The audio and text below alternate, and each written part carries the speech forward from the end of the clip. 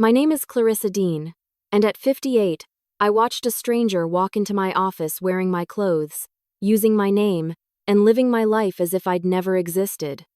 Within days, she'd taken my job, my identity, even my friends, and everyone believed she was me. They called her Clarissa, and they called me a liar.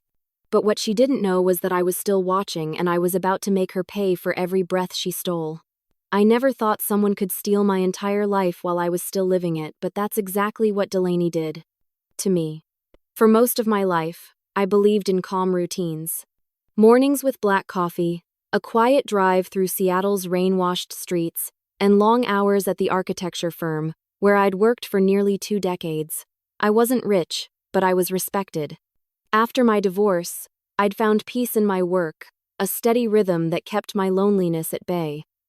When Delaney joined our firm, she seemed harmless enough. A young designer, maybe late 20s, fresh out of grad school, full of ideas and compliments. She was the kind of woman who could light up a room just by entering it, her laughter echoing through hallways like she owned the place. Everyone adored her. I suppose I did too, at first. She asked to shadow me, said she admired my precision, the way I handled clients with quiet confidence. I took her under my wing, helped her navigate projects, corrected her reports, even took her out for coffee after work. I thought of her as a little sister, eager and full of promise. She said she wanted to learn everything from me. It started small, almost flattering. She'd order the same caramel latte I always had. Then one day, she came in wearing a cream blazer identical to mine. When she started styling her hair in the same low bun, I laughed and told her she'd better watch out before people started confusing us. She grinned and said maybe that wouldn't be such a bad thing. Weeks passed, and I began noticing subtle changes in how others treated me. A client once congratulated me on an idea I hadn't pitched. Another time, a colleague mentioned something I'd supposedly said in a meeting I didn't attend. I shrugged it off, assuming there had been a mix-up. But those mix-ups became patterns, and patterns became doubts. Then came the emails. Messages meant for me started appearing in Delaney's inbox, and vice versa. One afternoon, I overheard her introducing herself on a call as Clarissa Dean, project coordinator. My stomach tightened, but I convinced myself I'd misheard. I didn't want to believe she could cross that line. Still, something about her eyes when she looked at me began to unsettle me. There was admiration, yes, but something else too. A quiet hunger. Like she wasn't just inspired by me, she wanted to be me. The first real crack appeared when HR called me in. They said there'd been a complaint about my unprofessional tone in an email to a client. I was confused, I hadn't sent that email. When they showed me the message, my heart dropped. It was signed, C. Dean. My name, my position. But the words, the phrasing, they weren't mine. Delaney sat across the hallway as I left that meeting, smiling faintly, as if she already knew what had happened. I remember standing there, frozen, feeling the ground shift beneath me. I told myself I was overreacting. I told myself coincidences happen. But deep down, I knew. Something wasn't right. A week later, I came into the office early, hoping to clear my head and get a head start on a major project. The building was quiet, the kind of quiet that hums with tension. I turned the corner toward my workspace and stopped cold. There she was, sitting at my desk. My computer open, my files spread out, her fingers gliding across the keyboard like she owned it all. Her hair was styled exactly like mine. My name tag, the one I always kept clipped to my jacket, was pinned neatly to her blazer.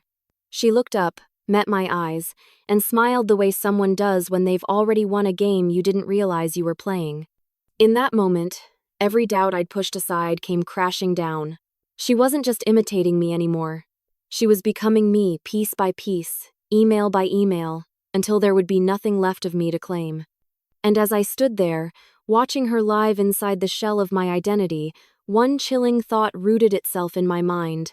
My life was being rewritten, and I was being erased.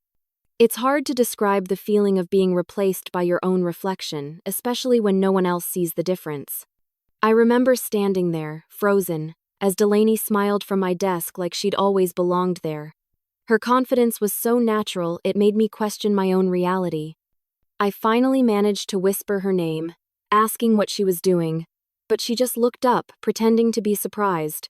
She said something about a mix-up, about this desk being hers now, about HR approving some workspace change. Her voice was so calm, so believable, that a few coworkers stopped and looked between us, confused.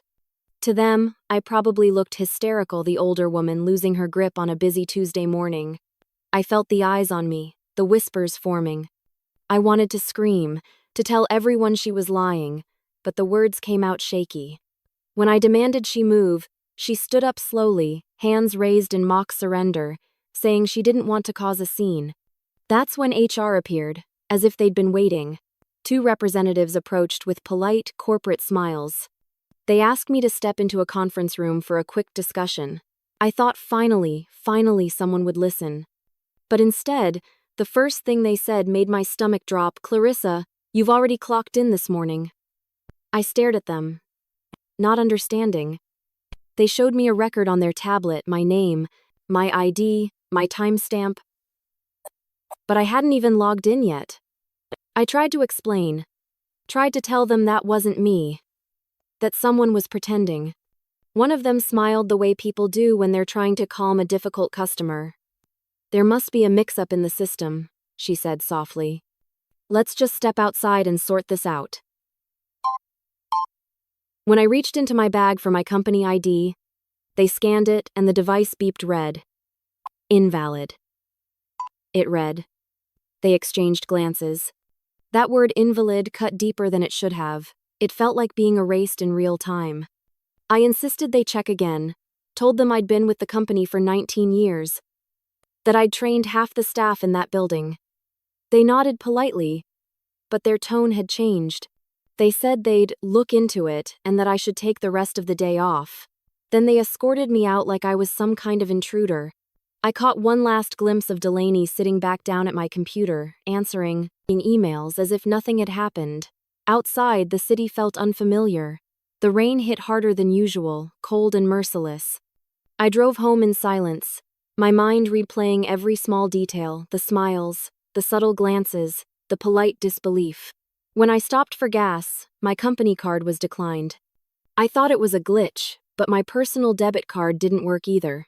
That creeping sense of dread turned into full-blown panic. I rushed back to my car, and that's when I noticed a bright yellow ticket on the windshield. I ripped it off and froze.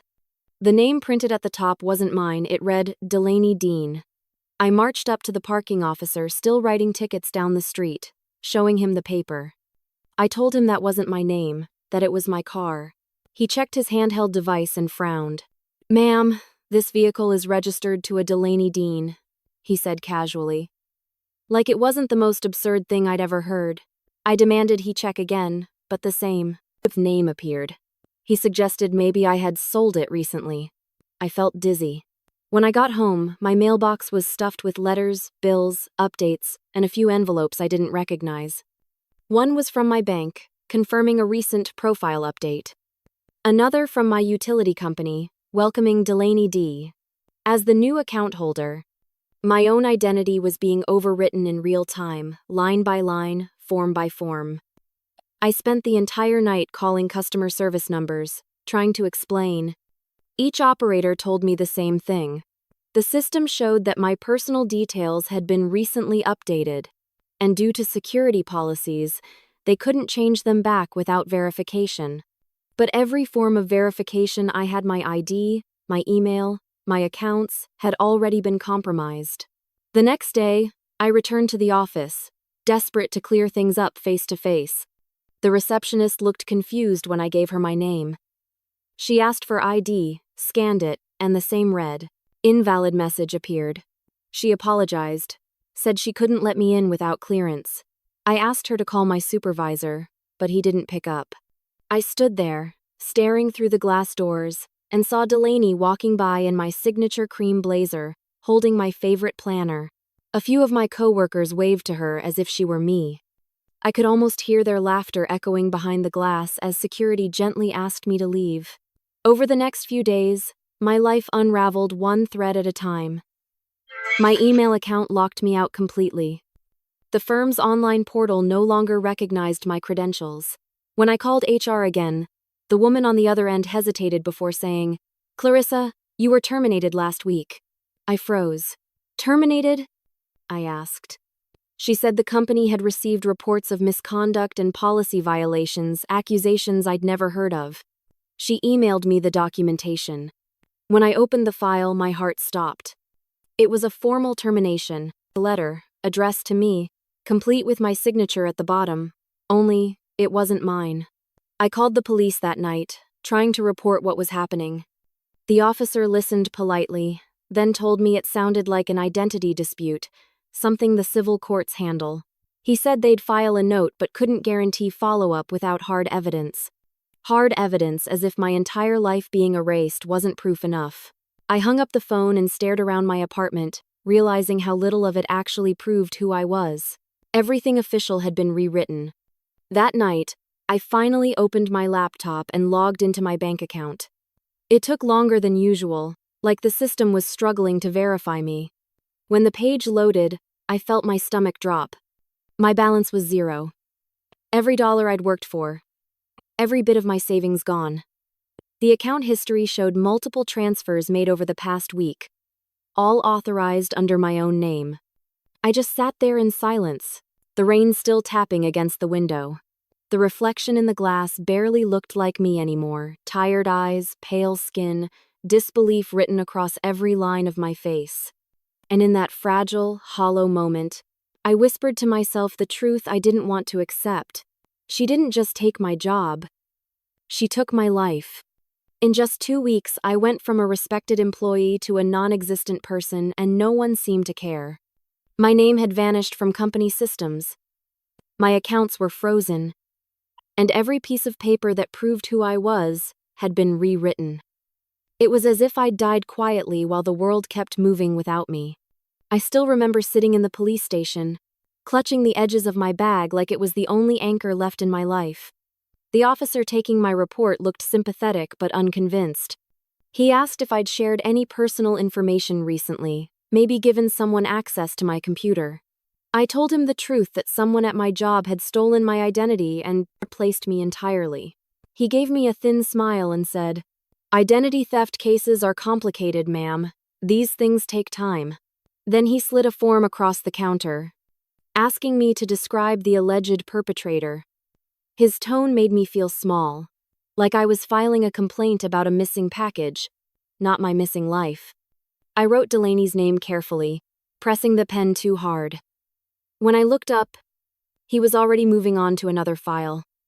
I walked out feeling like a ghost, invisible, unacknowledged, irrelevant. The next day, I went to renew my driver's license, hoping at least that could help verify who I was.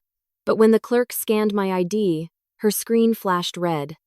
She frowned, typed something again, and then said, "This license is marked as fraudulent." I thought she was joking. When I tried to explain, she grew cautious, asking me to step aside. A supervisor came out, whispered something to her, and they both stared at me like I was trying to pull off a scam. I left before they could call security. By the time I got to my car, I was trembling so hard I could barely put the key in the ignition. I tried calling my ex-husband, Andrew, hoping he'd understand. We'd divorced years ago but stayed on civil terms. When I told him what had happened, he sighed the way people do when they think you're being dramatic. He said he'd seen me, or rather, Clarissa, at the firm when he'd stopped by to drop off some legal documents. She'd waved at him, even chatted briefly. He said she looked fine, calm, professional. "Maybe you're overthinking this," he said gently. "Stress can make things seem worse than they are." I hung up before my anger could turn into tears. That night, I sat at my kitchen table surrounded by a mess of papers, bank statements, work emails, old resumes, anything that could anchor me to proof of my existence. But the more I looked, the more it felt like everything had been replaced.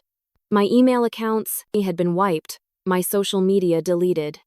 I was starting to understand that Delaney hadn't just stolen from me, she'd rewritten me, layer by layer, until she could step into my skin without question. I couldn't go back to the police. I couldn't rely on anyone who'd already chosen to believe her. So I did the only thing left. I started digging. I went through every trace I could find of her digital footprint. Her LinkedIn page listed her as Clarissa Dean, complete with my work history. But there were small cracks. She had inconsistencies in dates, overlaps that didn't make sense. I searched deeper and found older profiles, each under a different name. Delaney West, Caroline Dorsey, and one under the name Mara Ellis. Each had similar photos, same smile, the same confident tilt of her head just slightly altered. She'd been doing this for years. The realization made my skin crawl. I wasn't her first victim, just the latest in a long line of stolen identities. She'd been building her way up, using women like me as stepping stones. Women who were older, accomplished, but often alone. She picked people who wouldn't be believed when they cried out for help. And the most horrifying part was how easily she slipped through systems that were supposed to protect us. I spent sleepless nights combing through old archives, tracking any remnants of her past lives. One profile mentioned she'd worked at a firm in Portland years ago. I found a contact number for one of her supposed supervisors there, but it led to a disconnected line. I was about to give up when I stumbled on an old Facebook comment thread where someone had tagged Mara Ellis. The account was inactive, but someone had replied a woman named Monica Hale. Her comment read, "She did the same thing to me, don't trust her." I stared at that sentence for a long time, feeling a pulse of hope for the first time in weeks. I messaged Monica using a new account, explaining who I was and what had happened. She didn't respond immediately, but the next day, a short message appeared. "Meet me. Coffee shop on 12th. Noon." Monica was about my age, maybe a few years older. When I saw her sitting by the window, her cautious eyes told me she already knew why I was there. We didn't need introductions. She told me she'd been a marketing director before Delaney entered her life back then. She'd gone by the name Caroline. Monica had trained her, mentored her, trusted her. Within months, Delaney had taken her clients, her credentials, even her personal email domain. "She's brilliant," Monica said quietly, staring at her untouched coffee. "She studies you, learns your patterns, your voice, your habits. Then she becomes you better than you ever were." I asked how she'd survived it. Monica laughed bitterly. "I didn't," she said. "Not the person I was. I changed my name, moved to another state. It was easier than fighting her." Her hands trembled slightly as she spoke. She told me there had been others too, women from different industries, all in their 50s or 60s, each with solid careers. "She destroys everything you are before she moves on," Monica said. "You can't fight her directly. She's too good at pretending. You have to outsmart her." I walked home with those words echoing in my mind. For weeks, I'd been desperate, panicked, humiliated. But that night, something shifted inside me. Maybe it was exhaustion, maybe rage, or maybe just the cold realization that no one was going to save me. Delaney had stolen my name, my face, and my place in the world, but she hadn't taken my mind. Not yet. As I lay awake, staring at the ceiling, I realized I couldn't keep being the victim in her story. I had to become the writer of my own. If Delaney wanted to play the part of Clarissa Dean, then I was going to make her regret every stolen breath. Revenge doesn't begin with rage. It begins with clarity the moment you stop being the victim and start being the threat. After weeks of fear and disbelief, I woke up one morning and realized something had changed inside me. The tears had dried. The shaking had stopped. What replaced them was cold, steady focus. If the world believed Delaney was Clarissa Dean, then I would simply stop being her. I'd become someone new, someone she couldn't predict. I found a small rental apartment on the outskirts of town, a one-bedroom unit above an old bookstore that always smelled faintly of dust and rain. I signed the lease under a new name, Claire Douglas. It felt strange, introducing myself to the landlord with a name that wasn't mine, but liberating too. The woman who had lost everything was gone. Claire was a shadow, patient and invisible. I spent the first few nights in that apartment listening to the hum of the city through thin walls, thinking of every piece of my life Delaney had stolen. My name. My Job. My peace. I decided I would take something far more valuable in return: her sense of control. The first step was to rebuild my presence quietly. I reached out to a few old clients, people who had known me personally before Delaney entered my life. I told them I was working freelance under a new name, careful not to mention anything about the theft. Most of them were sympathetic, still fond of the real Clarissa. Through them, I started collecting proof-signed proposals, old presentations, emails with my original writing style. Every file was a brick in the foundation I was laying for my revenge. I began monitoring Delaney's professional activity. She was thriving, speaking at architecture conferences, presenting my designs as her own, basking in praise for projects I'd once stayed up all night to perfect. But I also noticed something else. She was careless now, confident. She believed she had won so completely that she no longer feared mistakes. And that arrogance became my weapon. Through a mutual contact, I managed to attend one of her public presentations without drawing attention. I sat in the back row, wearing glasses and a scarf, heart pounding as I watched her on stage. She stood there, elegant and poised, retelling stories from my life as though they were hers: the late nights on project deadlines, the client who'd once called me the anchor of the team. Hearing my own words twisted through her smile made my blood run cold. I recorded every moment on my phone. That footage became my first piece of solid evidence. The next days blurred into a cycle of observation and documentation. Every time Delaney posted online as Clarissa Dean, I saved the screenshots. I created folders labeled impersonation, financial, and corporate. I discovered through old email chains that she'd been moving funds between accounts under my name, transactions I had never approved. The amounts weren't enormous individually, but together they formed a trail that looked suspicious enough to raise questions. That's when the idea came to me. If she wanted to live as me, then she could also face the consequences of what she'd done in my name. I created a new anonymous email account and sent an encrypted message to an investigative journalist known for exposing corporate fraud. In the email, I laid out details of Clarissa Dean's irregular transactions, attaching files and screenshots that would make anyone curious. I didn't reveal my identity. I simply ended it with, "A concerned insider who knows too much." 2 days later, I sent another anonymous message, this time to the HR department of my old company. I wrote that certain financial records under Clarissa's name didn't match the firm's internal books.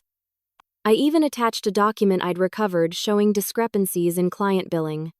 Within a week, I started seeing subtle ripples.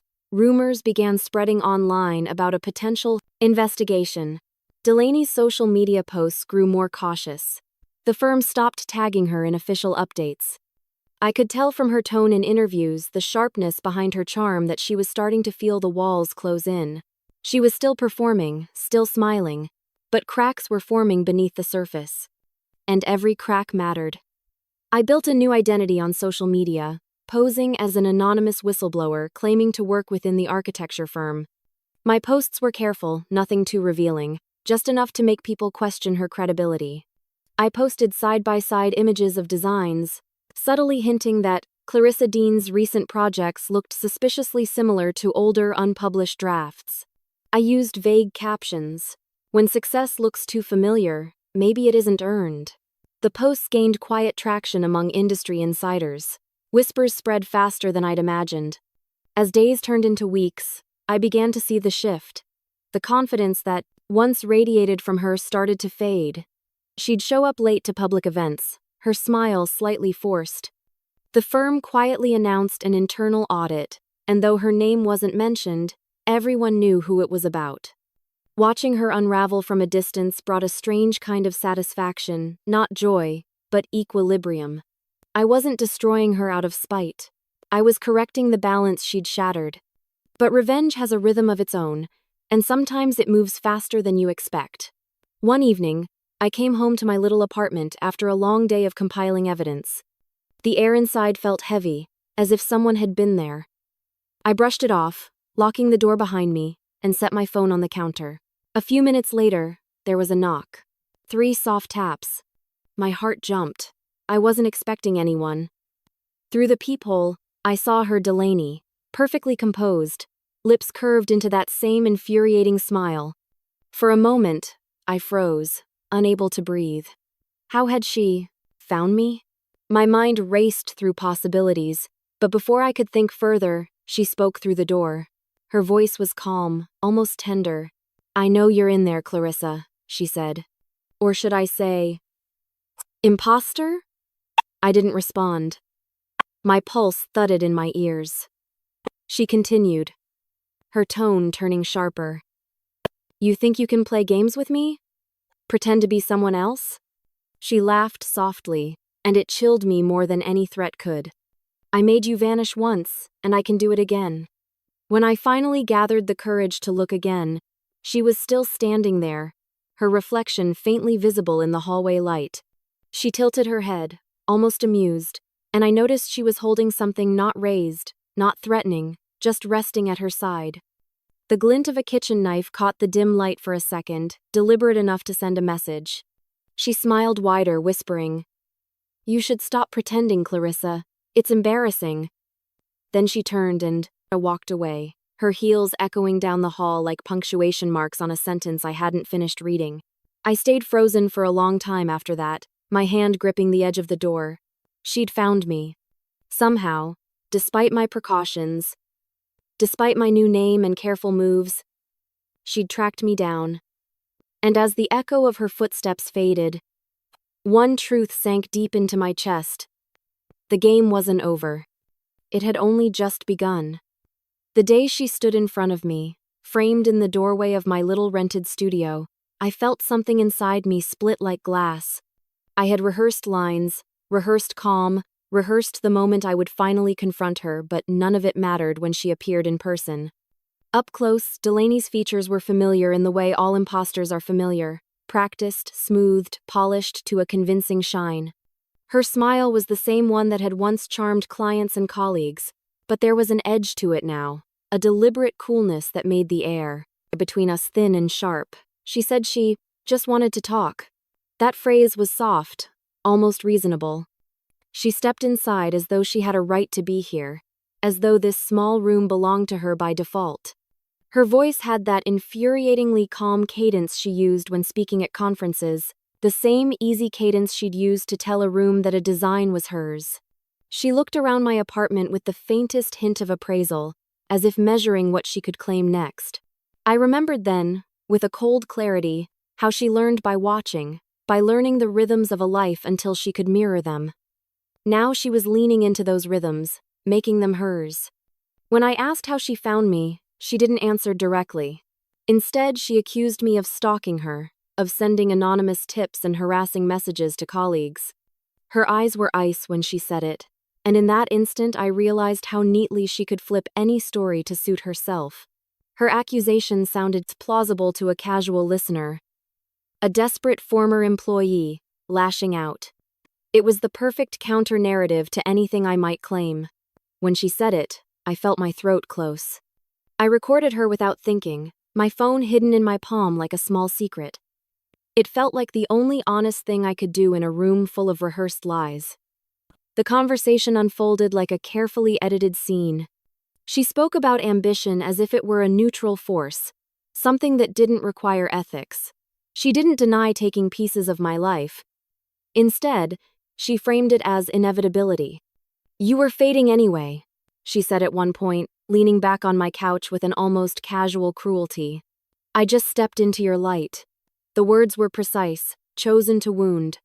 She catalogued her moves with a kind of thieves' pride, how she'd studied my schedules, used my phrasing in emails so that people would accept it as natural, set up accounts under my name to be the invisible conduit for her gains.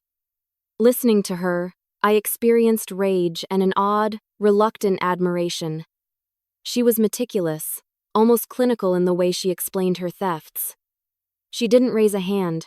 There was no dramatic violence, no lunging or screaming. That absence made what she was doing worse. She was erasure executed with manners. When she announced she could make sure I disappeared, she didn't need to elaborate. The threat hung in the air, muted and efficient. It was the kind of thing that left no bruises but rearranged your life. You could argue it was psychological, and she would wear that argument like armor. She said she had friends in places that mattered, that she could make my complaints sound unstable, petty, unmoored. She smiled when she said it, as if she were explaining a budget line item, rather than the collapse of a human being's identity. I kept the recording steady. Every boast she made, every casual confession, I captured. Her voice was the clearest evidence I had the best thing against a system that had already concluded I was the problem. When she left, it was with a smile that suggested a meeting of equals had just concluded. She paused at the door and said, "We both know how stories are believed, Clarissa. I write mine, you write yours. Don't make me write yours louder." Then she was gone. The click of the door unremarkable but absolute. After she left, I didn't call the police. I had tried that route before and been met with sympathy and forms. I didn't call HR the last time that had ended in me being escorted off company property. Instead, I did the only thing that felt like real defense. I sent the audio. First to Monica, the woman who had been through this before and who understood the ways an imposter could dismantle a life, and to the journalist whose inbox I'd nudged weeks earlier. The recording was raw and unvarnished. It was Delaney in her own voice, admitting strategies and implying alliances. It was the kind of proof that couldn't be politely reinterpreted. Monica replied quickly, words sharp and immediate. "Listen to this 3 times. Transcribe everything, save multiple copies." She said she would forward the file to a lawyer she trusted. The journalist wrote back with cautious interest, asking for corroborating documentation emails, financial records, anything that could place Delaney's actions in a pattern of behavior. I had some of that already, fragments and screenshots I'd collected while building my case, but hearing Delaney speak so plainly on tape made the other pieces fall into place. The audio was the hinge, the documents were the door. A few days passed in a tense blur. The journalist published a piece that didn't name Delaney, which was frustrating and oddly strategic. The article described a pattern of behavior in the architecture industry, where an individual had assumed another's identity and used it to siphon funds and reputation. It quoted experts on identity theft, and included anonymized testimony from someone identified only as a former colleague. People in my old firm began asking questions. Delaney's posts grew guarded. Her previously effortless charm now had the jittery quality of someone being watched. That was when I realized humiliation wouldn't be enough. Exposing her wouldn't dismantle the infrastructure she'd built around herself. The accounts, the aliases, the networks that made her theft more than a handful of stolen emails. She had constructed a machine that ran on other people's trust, and public exposure only shredded the outer layer. If I wanted to truly stop her, I had to get under that machine and break the mechanisms she relied on. I began to map what I had against what she needed to survive: access to money, plausible paperwork, and the illusion of legitimacy. The recording had given me momentum, but what I needed next was leverage, a way to touch the finances she thought she controlled.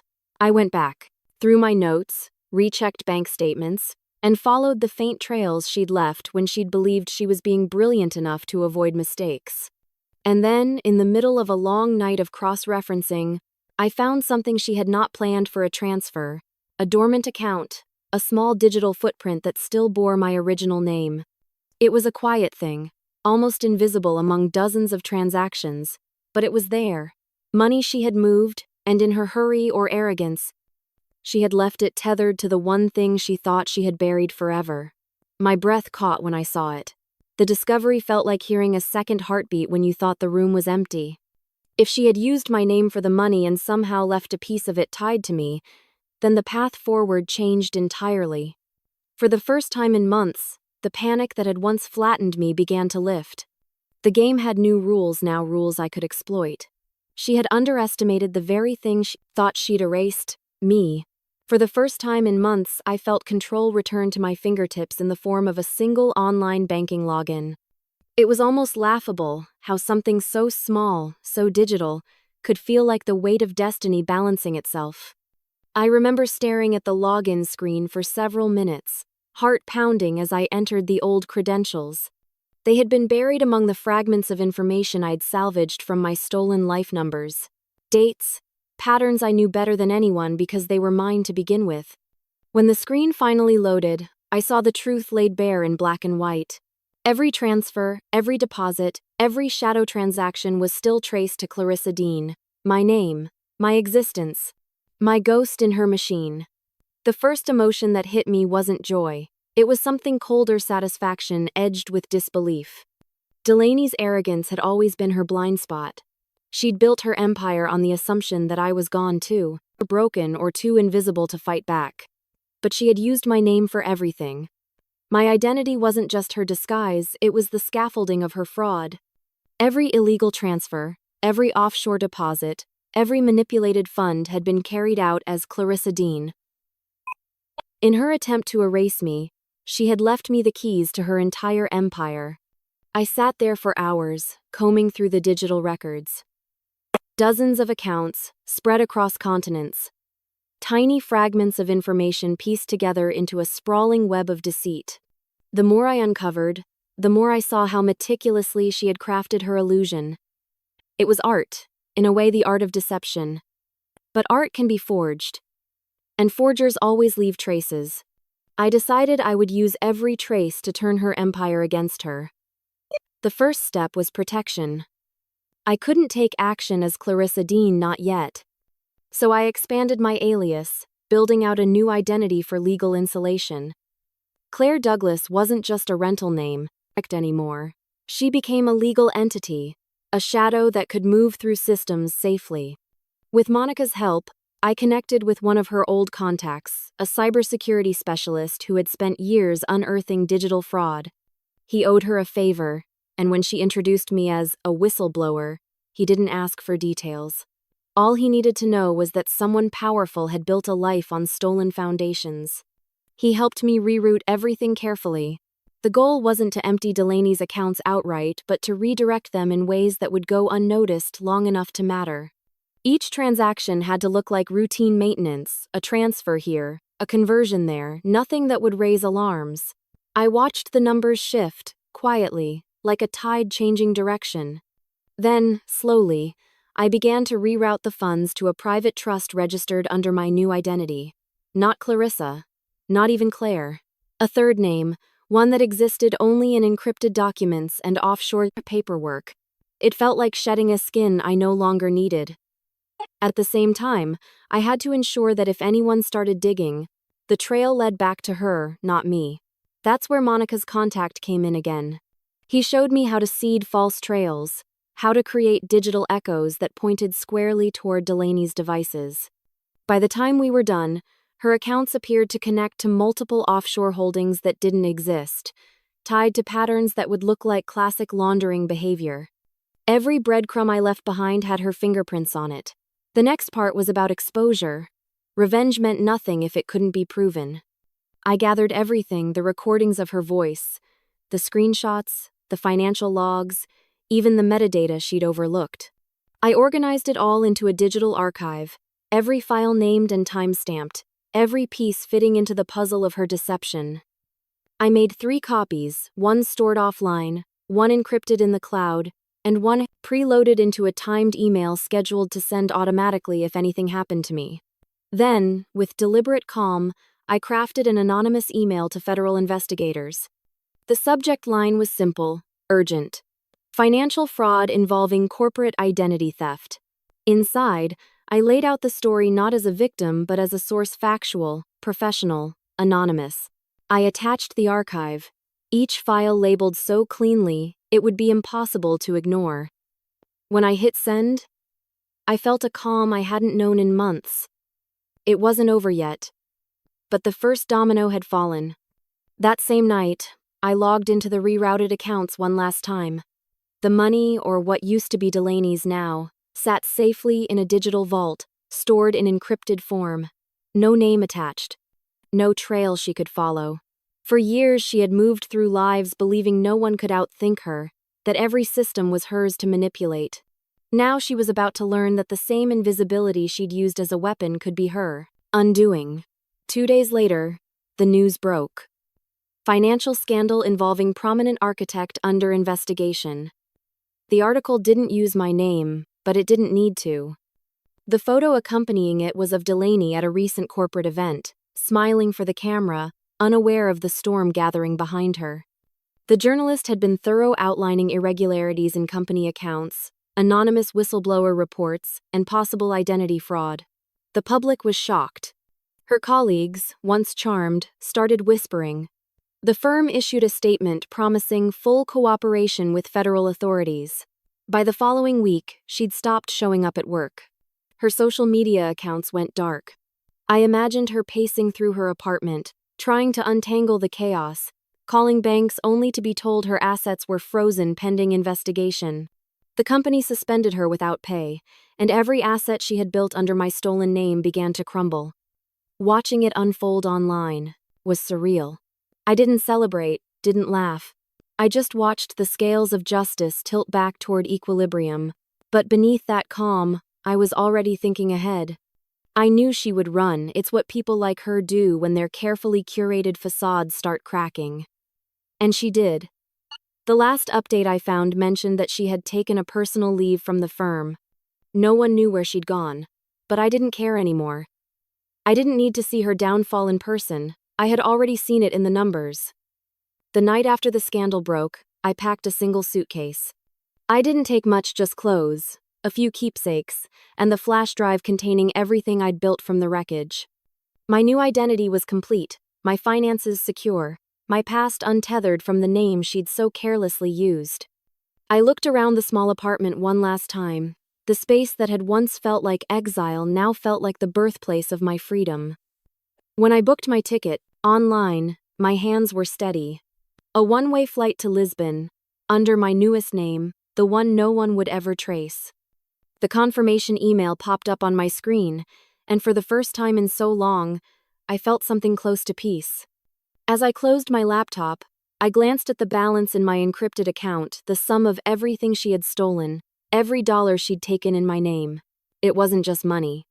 It was proof that I still existed, that she hadn't erased me completely. I stood by the window, watching the lights of the city flicker below, and whispered to myself, but I took back every piece that mattered. And somewhere across the ocean, I imagined her waking up to find herself locked out of every account, every card declined, every trace of her empire dissolved. For the first time, she would know what it felt like to vanish. Meanwhile, I had a flight to catch to a new life, a new country, and the kind of freedom she could never counterfeit. Revenge isn't always loud. Sometimes, it's watching your enemy crumble in silence while you sip your morning coffee oceans away. In Lisbon, the mornings were quieter than I remembered any ever being back home. The sea wind carried the scent of salt and roasted espresso from the cafe below my apartment. I'd sit by the window each day, laptop open, the glow of headlines reflecting on the glass as I read every new update about Delaney's downfall. What once felt like obsession now felt like closure delivered in fragments of newsprint. The same media that had once celebrated her brilliance was now tearing apart her facade, one accusation at a time. It started with a short clip on an American news channel, shaky footage of her being escorted out of the firm in handcuffs. The caption beneath her name was almost poetic in its irony. Architect accused of financial fraud and identity theft. For a moment, I simply stared at the screen.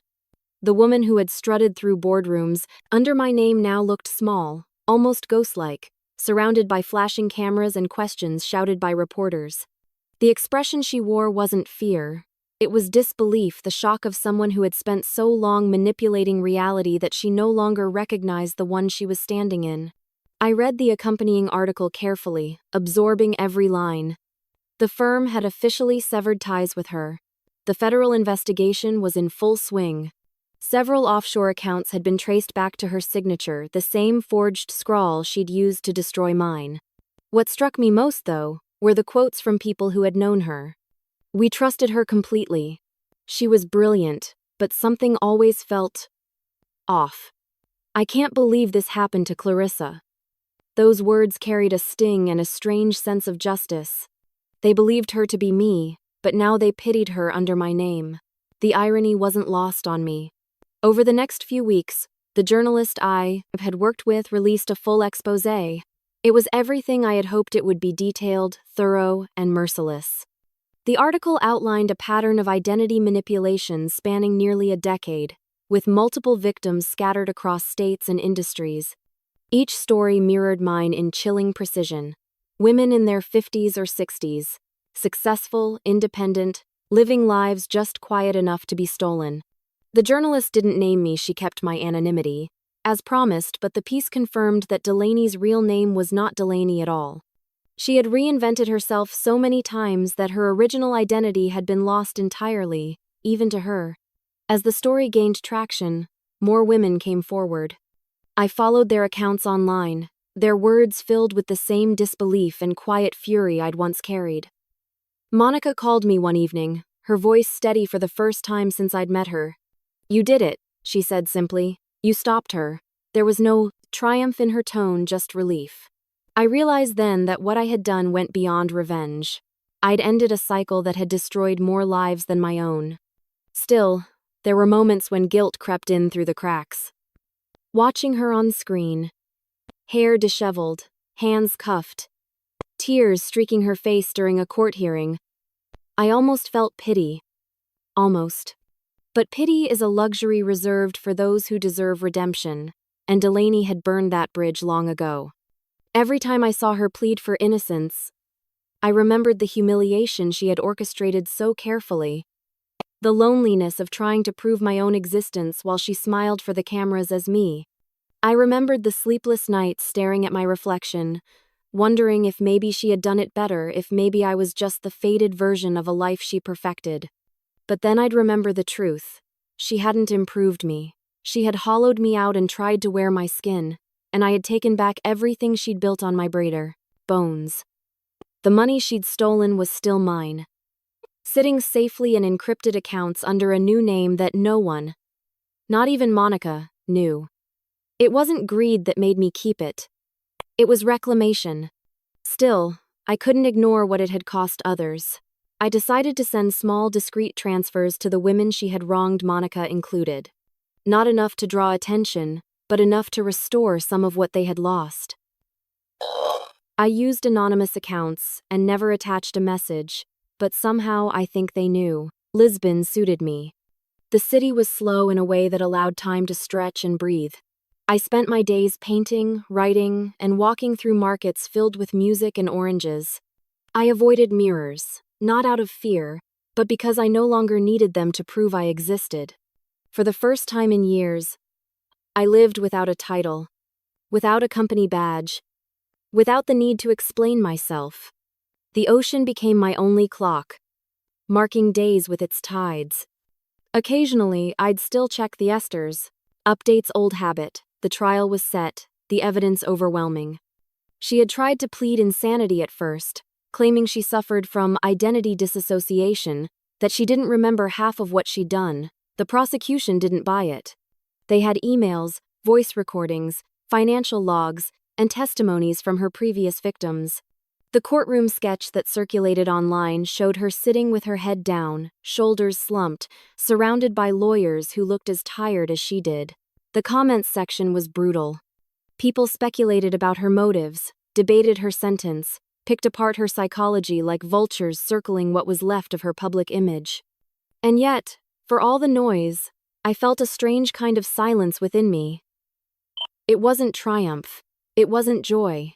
It was a quiet knowing that justice had taken the shape it was meant to. She had tried to rewrite my story, and I had written the ending myself. Weeks turned into months. The city's rhythm became mine. I found a small apartment near Alfama with a balcony overlooking the sea, and I built a routine that felt real: morning walks, painting at sunset, evening tea instead of coffee. I was finally learning what peace sounded like when it wasn't earned through someone else's ruin. Then, one morning, as I sat by the window watching gulls drift over the water, I opened my laptop to check the news. My inbox pinged with a new email.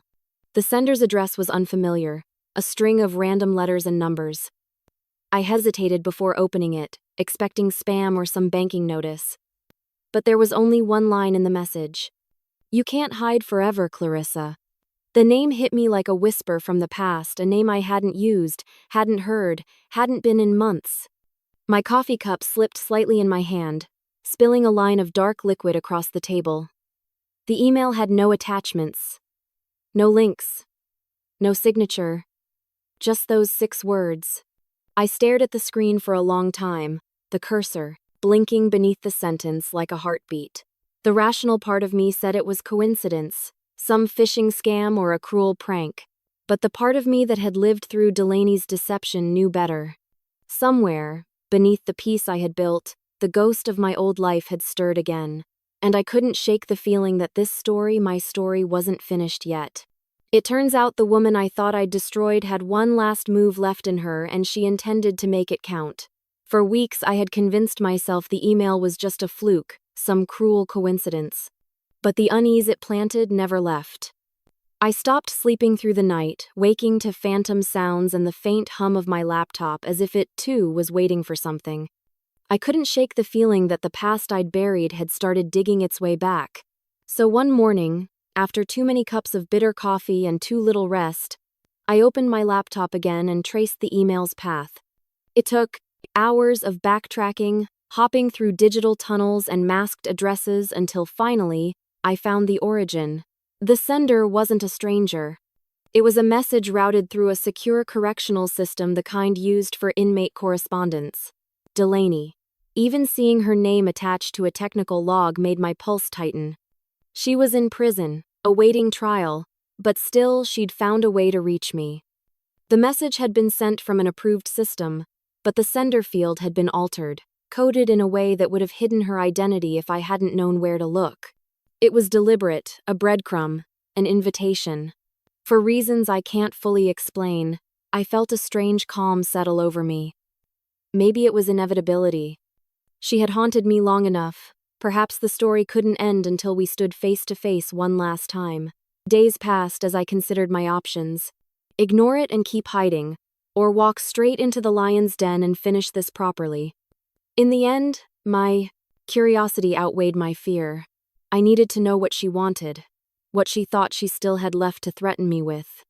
The next morning, I sent an email under one of my aliases, Margot Lane, an independent journalist researching cases of corporate identity theft.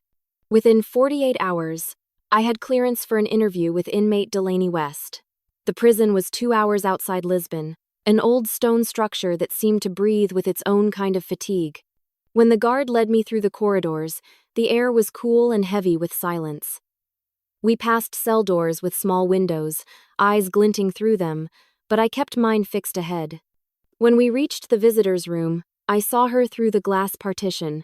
She looked smaller, her once carefully styled hair now dull and tied back, her posture still defiant but cracked around the edges. Even then, she carried herself with a flicker of arrogance, as if imprisonment were just another temporary inconvenience. She didn't recognize me at first. Why would she? To her, I was supposed to be gone, a ghost erased from public record, a cautionary tale she'd already outlived. I sat across from her, notebook open, voice steady, playing the part of the curious reporter. She answered my initial questions smoothly, eyes scanning for cues, trying to read me the way she used to. Her tone was composed, even smug, until I leaned forward, adjusted my glasses, and let them slip just enough for her to see my face clearly. Her reaction was slow at first, a blink, a hesitation, and then the sharp inhale of someone recognizing a nightmare made flesh. The color drained from her cheeks, and for the first time, she was truly silent. I saw her lips part slightly, as if to form my name, but no sound came out. I smiled, calm, deliberate. "You didn't think ghosts could walk into prisons, did you?" I said softly. Her composure shattered like glass under strain. She leaned forward, voice dropping to a whisper. "You shouldn't be here." The tremor beneath her words betrayed the fear she couldn't hide. She called me a ghost, as though naming me something other than human could make her less guilty. I let her talk, let her fill the silence with nervous rambling. She spoke about her case, about how none of it was fair, how the media had twisted her story, how she'd been forced to do what she did. She was unraveling, trying to reclaim control through justification. I watched her carefully, memorizing the cracks in her mask. When she began to accuse me, said I'd framed her, that I was stalking her, that I'd planted everything I quietly pressed record on the small device hidden in my sleeve. Her tone grew desperate, cycling between charm and venom, guilt and denial. And then she made the mistake I'd been waiting for. She admitted that she had accessed my accounts, that she had forged my documents. She called it a test of skill, as though erasing. My existence had been nothing more than a challenge she couldn't resist. When she paused to catch her breath, I leaned in and said, evenly, "Every cent you stole is gone now. It funds charities in the names of the women you hurt. Monica, Grace, Olivia, every single one you took something from. You took my name, Delaney, but I took your future." Her eyes widened, the fury igniting behind them almost electric. She banged her hand against the glass, shouting that I couldn't prove anything, that I wasn't even real. Her voice cracked as guards appeared to escort her back, but she kept yelling over her shoulder, words dissolving into incoherent rage. For the first time, I didn't flinch. I just sat there, still, watching the woman who had once controlled every piece of my life unravel into something raw and human. Before leaving, I handed the guards my reporter's notebook, which in truth was an envelope containing a flash drive. Inside was the entire recording of our conversation, her admissions, her threats, her unraveling justifications. Later that evening, I sent a copy to the prosecutor's office anonymously, labeled as additional evidence. I didn't need to reveal myself. Her words would do all the work for me.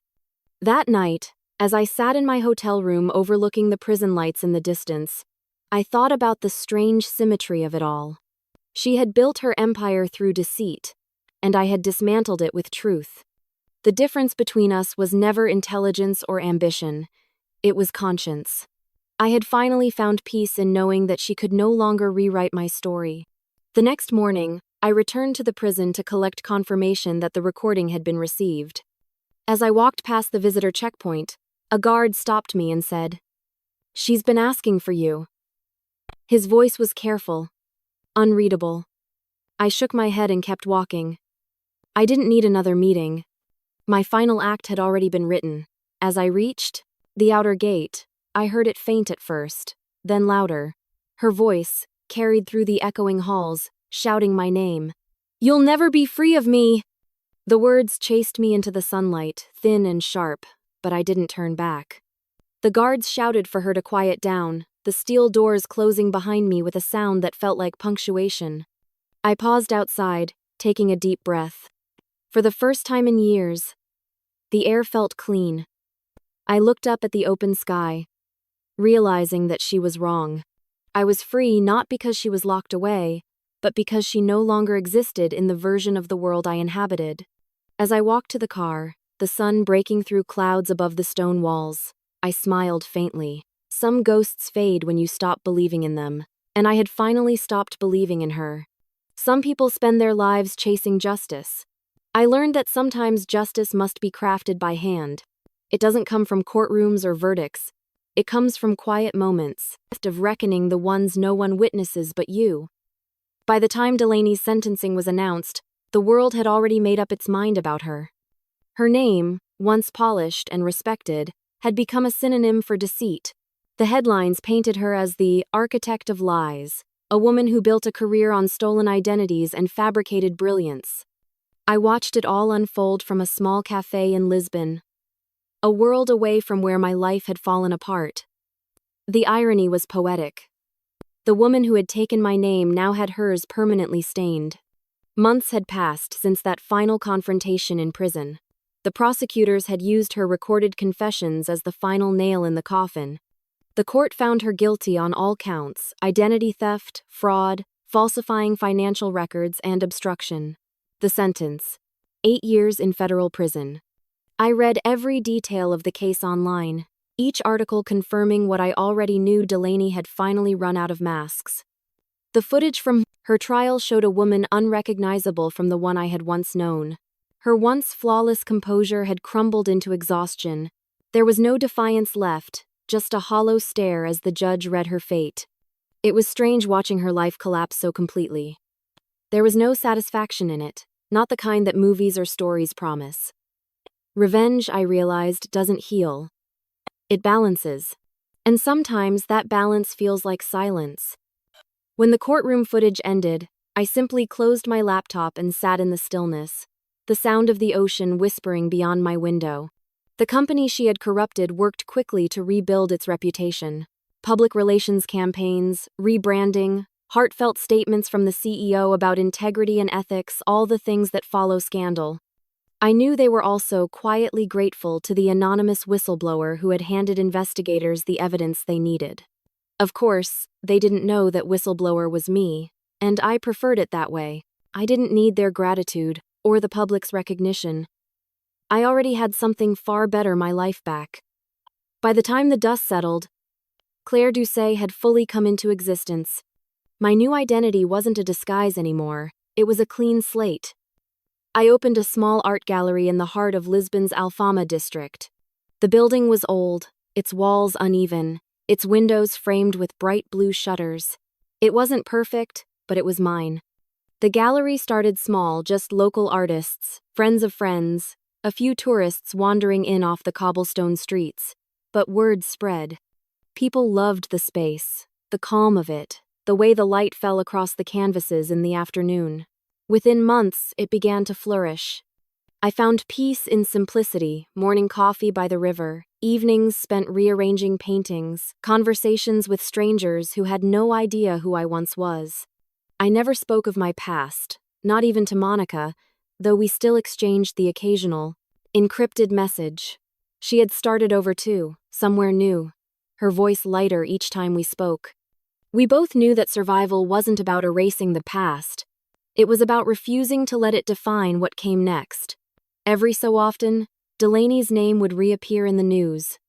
New victims came forward, old acquaintances shared their stories, documentaries were pitched about the woman who stole lives. Each time I saw her face tired, older, all diminished, I felt a flicker of something I couldn't quite name. It wasn't triumph or pity, it was distance. She no longer belonged in my story, she was a chapter that had closed. Still, I couldn't ignore the symmetry of it all. She had once stolen my identity to build her empire, and I had used her destruction to build my freedom. The very system she had manipulated had turned against her, and through it I'd found a strange kind of justice. I had taken her fortune, every dollar she had siphoned, every cent she'd hidden under my stolen name, and transformed it into something unrecognizable. Most of it I had distributed quietly, channeling funds into scholarships for women rebuilding careers, into small art initiatives, into grants under anonymous donors. None of it could undo the damage she'd caused, but it could redirect the energy. The rest I kept for my life here, for the simple comfort of never having to depend on anyone again. Lisbon became my sanctuary. I learned Portuguese, painted again, even started teaching art to children on weekends. I walked through markets without fear of being recognized, without flinching at my own reflection.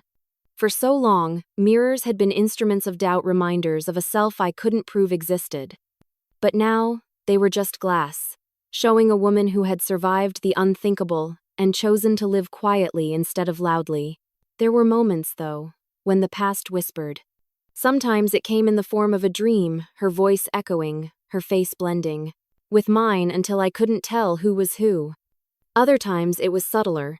A stranger in a cafe glancing at me a second too long, the ping of an unknown email, the faint worry that her words "you'll never be free of me" might still find a way to be true. But those moments faded like shadows at dusk. The more time passed, the less power her ghost had over me. One afternoon, about a year after her sentencing, a journalist visited my gallery. She was young, bright-eyed, carrying the nervous confidence of someone new to her craft. She asked if I believed art could tell the truth better than people could. I told her that truth doesn't live in what's said, it lives in what survives the silence. She smiled, not realizing she'd just met the very ghost she might someday write about. As the years slipped by, the world forgot her. Scandals fade, people move on. Delaney West became just another cautionary tale in the digital archives of crime documentaries and forgotten blog posts. I sometimes wondered if she ever thought about me, if she ever realized that the life she tried to erase had become the quiet architect of her ruin. Probably not. Narcissists rarely see beyond their own reflections. One evening, as I was closing the gallery, I caught sight of myself in the window. The reflection was soft in the fading light streaks of silver in my hair, the faint lines around my eyes, but it was mine. I looked into it and saw not the woman who had been stolen from, but the one who had taken back her story piece by piece. Justice had come, not as revenge, but as restoration. I hadn't just taken back my identity, I had reclaimed the parts of myself she could never touch. My integrity, my resilience, my peace. And in doing so, I had left her with exactly what she'd given me years ago, nothing. I turned off the lights in the gallery and watched the reflection disappear into the darkness. The city outside hummed softly, alive and unbothered. I took one last glance at the glass, at the faint trace of my face, and whispered words meant only for myself. "My name is Clarissa Dean," I said quietly, smiling. And I took back everything she tried to steal. In the end, justice didn't come from the law, it came from my own hands. She tried to take my identity, my voice, and my place in the world, but I turned her lies into my freedom. Now she's nothing more than a forgotten name in a courtroom file, while I live quietly under the sun, owning every piece of my new life. Some call it revenge, I call it restoration. Because sometimes, the best way to win is to rise from the ashes they thought were yours. If this story reminded you that no one can truly steal what was meant to be yours, don't forget to share it with someone who needs that reminder today. Every life has its own hidden battles, and every comeback begins quietly. Subscribe if you believe that truth always finds its way back home.